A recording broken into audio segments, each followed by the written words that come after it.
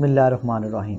مختصر سا ٹاپک ہے اور بڑا ہی اہم موضوع ہے کہ اسلام اور ایمان میں جو ہے وہ کیا فرق ہے یا ان کا خلاصہ کیا ہے۔ تو یہ ایک چھوٹی سی حدیث ہے، تو اس سے جو ہے وہ آپ کو ساری سمجھ آ جائے گی بھی ایمان کیا ہے اور اسلام کیا ہے۔ مفہوم حدیث ہے، تمیم داری رضی اللہ تعالیٰ عنہ سے روایت ہے، وہ فرماتے ہیں کہ آپ صلی اللہ علیہ وسلم نے فرمایا کہ دین نام ہے خلوص اور وفاداری کا۔ تو فرماتے ہیں کہ ہم نے پوچھا یا رسول اللہ کہ یہ وفاداری اور خلوص کس کے لیے؟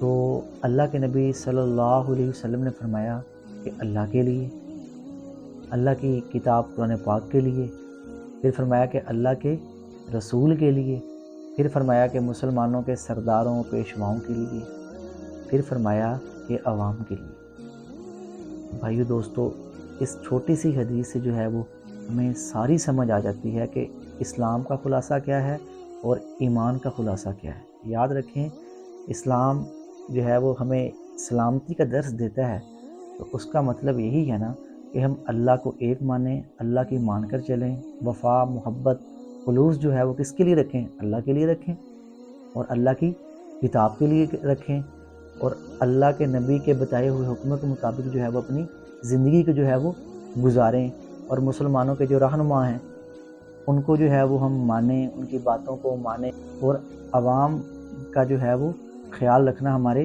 ذمے ہے کہ ان کے ساتھ جو ہے وہ ہم اخلاقیات کے ساتھ جو ہے وہ پیش آئیں، ان کے ساتھ جو ہے ہم محبت کے ساتھ پیش آئیں۔ تو یہ بھائیو دوستو ایمان اور اسلام کا خلاصہ ہے۔ یہی سچا اور سچا مسلمان ہے کہ جس کی زندگی اللہ رب العزت کے حکموں کے مطابق ہے۔ یاد رکھیں کہ وفا جو ہے اور خلوص جو ہے یہ لوگوں کے ساتھ نہیں ہے، اس کا تعلق لوگوں کے ساتھ نہیں ہے کہ یہ فلاں شخص نے فلاں سے محبت کی اور اس کی اخیر جو ہے وہ داستان جو ہے وہ بیان کی جاتی ہے۔ بالکل ایسے نہیں، وفا اللہ سے کی جاتی ہے کہ اللہ نے ہمیں جو ہے وہ ایک موقع دیا ہے، تو اس میں ظاہر سی بات ہے بھائیو دوستو، ہم اللہ کو ہی راضی کریں گے۔ اللہ کے علاوہ تو کسی کو جو ہے وہ راضی کرنے کے لیے ہم نہیں آئے۔ کوئی راضی ہوتا ہے ٹھیک ہے، نہیں ہوتا نہ ہو، اس کی مرضی ہے، لیکن اللہ کو راضی کرنا یہ ہمارے ذمہ ہے۔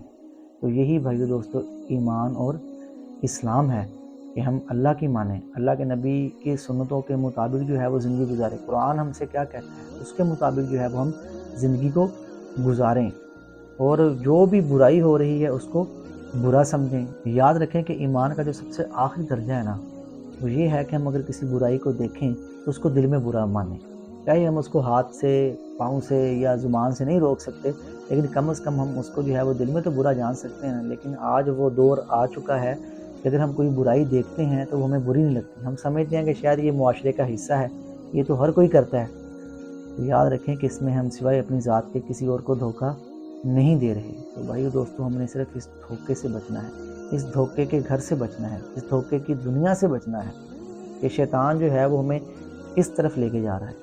جو شخص اللہ کو راضی کر گیا نا، بس اس نے بھائیو دوستو دنیا اور آخرت کی کامیابیاں سمیٹ لی، اور جس نے اللہ کو ناراض کر دیا تو بس پھر اس کے لیے تو خسارہ ہے، اور خسارہ بھی ایسا ہے کہ جو وہ سوچ نہیں سکتا۔ اللہ رب العزت سے میری دعا ہے کہ ہم سب کو جو ہے وہ مکمل عمل کرنے کی توفیق عطا فرمائے۔ جزاک اللہ خیر۔